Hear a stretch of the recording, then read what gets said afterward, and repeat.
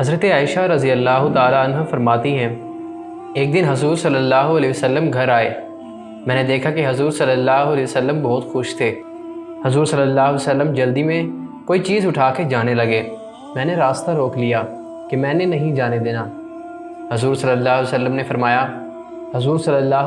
نے فرمایا عائشہ رضی اللہ تعالیٰ عنہ میرا کوئی انتظار کر رہا ہے۔ حضرت عائشہ رضی اللہ تعالیٰ عنہ نے کہا، حضور صلی اللہ علیہ وسلم لوگ تو آتے جاتے رہتے ہیں، ہمارے بھی بات سن لیں۔ آپ صلی اللہ علیہ وسلم نے فرمایا، اچھا بتاؤ کیا بات ہے؟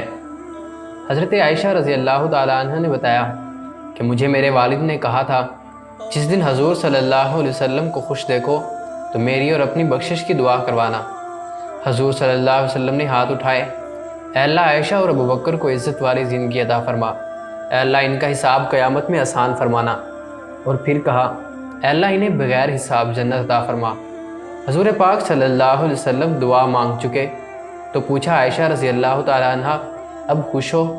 حضرت عائشہ رضی اللہ تعالیٰ عنہ کہنے لگی، جی حضور آج میں بہت خوش ہوں۔ حضور صلی اللہ علیہ وسلم اٹھ کے جانے لگے تو واپس لوٹ آئے اور کہا، عائشہ میری دعا سن کے رو رہی ہو؟